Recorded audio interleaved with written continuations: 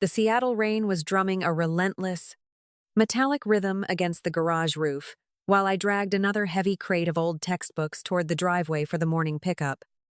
My back ached from the kind of labor that usually stays reserved for professional movers.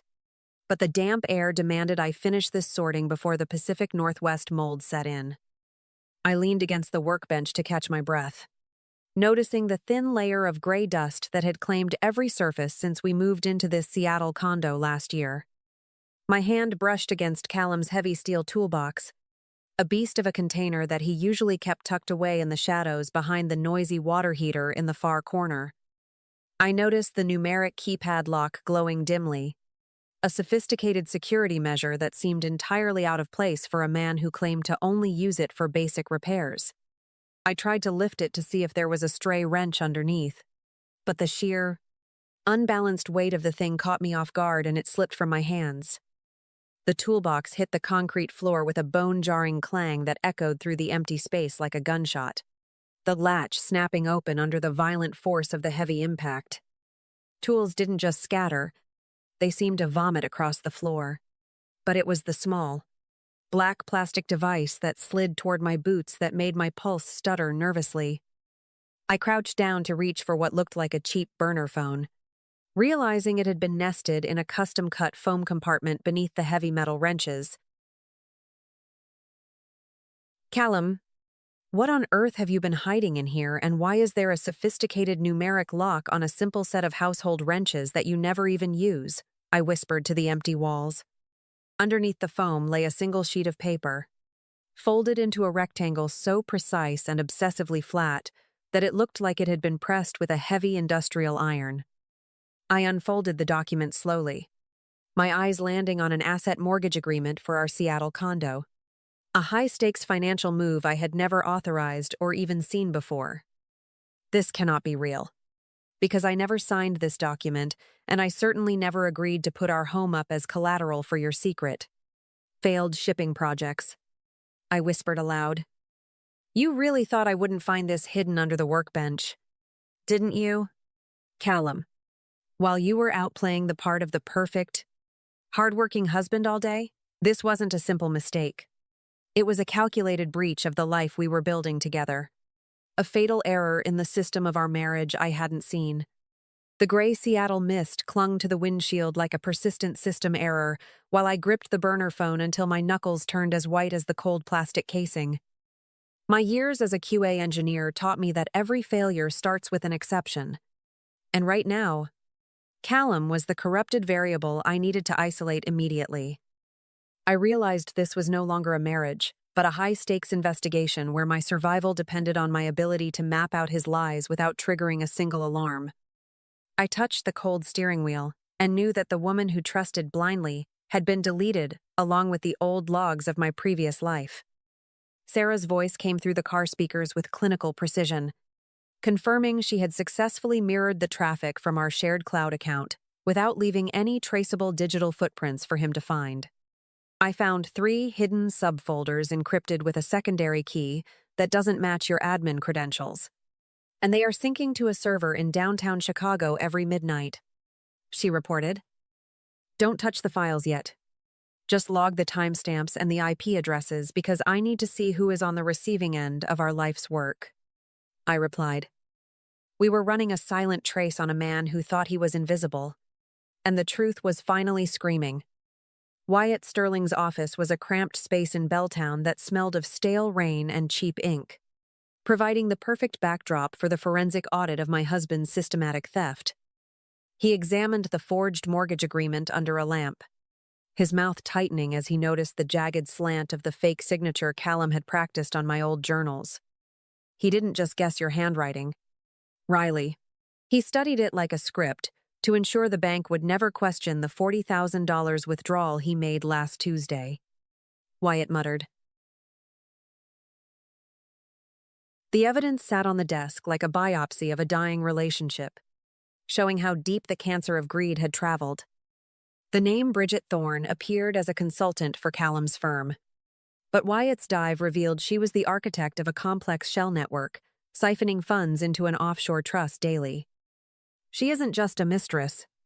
She is a technical accomplice who specialized in asset liquidation, which explains why your retirement fund is being siphoned into an offshore trust daily. Wyatt explained. I noticed the firm's logo on the screen matched a business card I had found tucked into Callum's dry-cleaned suit jacket a week ago, proving the conspiracy was operational. She wasn't just taking my husband. She was helping him dismantle the floor I stood on without leaving a single trace. We tracked a series of untraceable transfers to an account held by Gordon Reed, Callum's father, confirming my fear that my hard-earned equity was bailing out a failed and broken man. They are positioning your inheritance as the primary capital for their new venture, effectively using your own family's history to fund your eventual replacement in this house, Wyatt noted. I felt the cold realization settle in my chest like a block of ice, knowing that every supportive word Callum spoke was actually a line of code designed to keep me compliant. The burner phone in my pocket felt like a weapon that would eventually shatter his carefully constructed and fragile illusion. I watched a seagull struggle against the wind over Elliott Bay, its wings perfectly adapted to navigate the turbulence, trying to force it into the dark, cold, and unforgiving water. This evidence of natural resilience reminded me that I was built to find flaws, and Callum's greatest mistake was assuming I would stop looking once he closed the garage door. He thinks I am still running the old version of myself, the one that trusts without verifying, but he has no idea I've already rewritten the security protocol. I thought. I was no longer a victim of his logistics. I was the auditor of his downfall, and the report was final. I gathered the copies of the logs and reports, feeling a strange sense of empowerment as the jagged pieces of the betrayal finally locked into a coherent, manageable structure. I had found the bug in the system, and now it was time to prepare the patch that would execute with terminal finality once Callum stepped back through our door. Sarah, keep the mirroring active and alert me the moment the Chicago server attempts another handshake, because we are going to capture the entire transmission in real time, I instructed. As I pulled out of the lot, I knew that the next stage of the deployment would be flawless. The smell of roasted chicken filled the kitchen, a domestic illusion so thick it almost masked the scent of the Seattle rain, still clinging to Callum's expensive coat. He walked through the door with a bottle of wine and a smile that didn't reach his eyes, claiming his new promotion was finally official. Riley, we need to celebrate because this new role at the logistics hub means our financial security is locked in for the next 30 years, he said. I watched his hands remain steady, a practiced composure that belonged to a man who had deleted his conscience to make room for his greed. The doorbell rang at 7, signaling the arrival of Bridget Thorne, the woman helping my husband dismantle my life under the guise of professional insurance consulting. She wore a tailored suit that screamed corporate efficiency, offering a firm handshake that felt like a cold contract being pressed against my skin. Callum mentioned you were looking for a risk assessment for your grandmother's estate, and I'm here to ensure everything is protected from volatility, she stated. I invited her in, noticing how she scanned the room like an auditor looking for assets to liquidate before she even sat down. We sat in the dining room where candlelight flickered against the silver, creating a distorted reflection of 3 people pretending this was a normal, professional dinner. Callum kept the conversation focused on strategic planning and simplified management, using the exact buzzwords Sarah had flagged in the encrypted logs from the Chicago server. We've been discussing an asset structure that moves your Queen Anne property into a trust to avoid the rising property taxes in the area, Bridget explained. I nodded slowly, playing the role of the wife who found these complex financial maneuvers far too difficult to understand without their expert guidance. It sounds so complicated, but if Callum trusts your firm, Bridget, then I suppose I should just sign whatever you think is best for us, I said. Callum leaned forward, his voice dropping into that supportive, gentle register he used whenever he wanted me to stop asking questions about our monthly bank statements. Riley, Bridget is the best at securing family legacies, and her firm, Thorne Risk Management, has already handled the initial paperwork for our benefit, he added. I felt the weight of the burner phone in my pocket, a silent witness to the $45,000 they had already siphoned from my retirement fund. Bridget reached for the salt, and as she moved her arm, her fingers brushed against the cuff of Callum's shirt, lingering longer than a colleague ever should. I noticed her thumb graze the edge of the Rolex I had bought him for our anniversary, a gesture of quiet possession that confirmed every digital trace we uncovered. The key to a successful transition is ensuring the client remains comfortable with the shifting boundaries of control until the final phase is executed, Bridget remarked. They exchanged a brief, knowing look that excluded me entirely, a silent handshake between two predators who believed their prey was too distracted to notice. I was thinking about the $50,000 we moved into the trust last week and wondered if we should finalize the deed transfer before the end of the quarter. I mentioned. The air suddenly felt thin and brittle, like a piece of old parchment ready to snap under the pressure of an unexpected and pointed inquiry. Callum's fork paused midair. A momentary break in his rhythm, that was the only evidence of the sudden spike in his resting heart rate. We haven't moved that much yet. Riley. We were just discussing the potential benefits during my last trip to Chicago. He corrected. Oh? My mistake. I must have misread the portal. But I'm sure Bridget can clarify the figures once she pulls up the formal contract, I said. Bridget smoothed her napkin with a slow motion, her eyes never leaving my face as she processed the potential threat to her carefully constructed narrative. I'll bring the updated ledger to our meeting at the bank on Monday, so we can review the specific allocations together in a formal setting, she offered. I watched her hand tighten around her wineglass, noticing the slight tension in her jaw that appeared. I'm so lucky to have a husband who takes care of the difficult things, so I can just be the creative heart of this family, I replied. Callum looked at me with pride. Convinced that his gaslighting had been so effective, I was practically handing him the keys to our estate. I told you she would see the logic eventually. Bridget. Once she understood that this was all for our shared future, he said. I smiled back at him, a mask of compliance that hid the auditor who was calculating the cost of his downfall.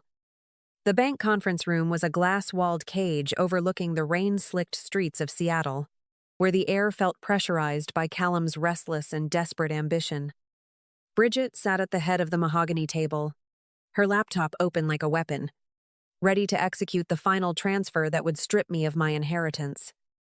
Beside me, Wyatt adjusted his glasses, playing the role of my silent financial observer while he waited for the exact millisecond to deploy our counterstrike.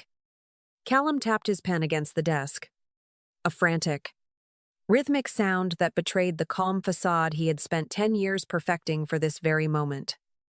This is the final authorization for the Queen Anne deed transfer and the consolidation of the $45,000 from your retirement fund into the Thorn Trust, Bridget stated smoothly. She slid the folder toward me with a smile that was as sharp and cold as a surgical blade, expecting me to sign my own financial death warrant. I placed my hand on the paper, feeling the grain of the expensive bond under my fingertips, and looked directly into Callum's eager and predatory eyes. Before I sign, I think we should review the system logs I found hidden in the garage, specifically the ones regarding Gordon Reed's secret debt, I said. I pulled the burner phone from my bag and set it on the glass table, the screen lighting up to display the text thread with Daniel Hargrove proving the conspiracy. Callum's face went from a confident, healthy flush to a sickly shade of gray as he realized the burner phone he hid was now public evidence. These messages detail your plan to liquidate my life, Callum, including the specific instructions on how to use Bridget to forge my signature on the mortgage, I added. Wyatt stood up and laid out the forensic accounting report Sarah had prepared, highlighting the unauthorized handshake between Callum's laptop and the shell company in Chicago. This meeting is no longer about a trust, but about federal bank fraud and the systematic theft of marital assets under Washington state law, Wyatt declared with clinical coldness. Bridget closed her laptop with a violent snap, her professional mask crumbling to reveal the panic of a consultant who was about to lose her license. "You told Bridget I was the client who remained unaware. But you forgot that a QA engineer's job is to find the flaw in every plan," I said. He looked at the heavy door, then at the incriminating logs, his silence being the only confession I needed to know that my revenge was complete. I showed him the recorded conversation where he told his father he would dump me in a facility once the Queen Anne property was sold for profit. "You sign the full restitution agreement now, or we walk this evidence straight to the district attorney's office across the street," I stated with a cold finality. He looked at the papers, his hands shaking as he realized his logistics empire was built on quicksand and his perfect life was finally over for good. The final settlement papers sat on my new oak desk, their crisp edges a sharp contrast to the damp, discarded lies Callum left behind in the garage. I watched the first real sunlight in weeks break through the gray Seattle clouds, illuminating the space where his heavy, deceptive presence used to suffocatingly linger. It is finally quiet in here, and for the first time in years, the air doesn't feel like it is weighted with secrets, I whispered. I noticed the small, empty patch on the wall where his fake certificates once hung, providing evidence that the corruption had been successfully and permanently purged. I realized that surviving a total system failure wasn't just about the recovery of assets, but about the peace of knowing my own foundation is finally secure. The Queen Anne property remained mine, a solid monument to a family legacy that survived his predatory logistics and Bridget's calculated, cold-blooded, and failed legal maneuvers. I sipped my coffee, noticing how the steam rose in a straight, steady line now that the heavy atmospheric pressure of his gaslighting had finally and completely vanished. The rain had washed the streets clean, leaving a shimmering city that mirrored the quiet strength I found within myself after the storm passed. Thank you for walking through this journey with me and listening to a story that carries so many echoes of my own life's hard-won lessons. Finding peace isn't always about the noise of battle, but the quiet strength of rediscovering your own worth in the morning light. Be well.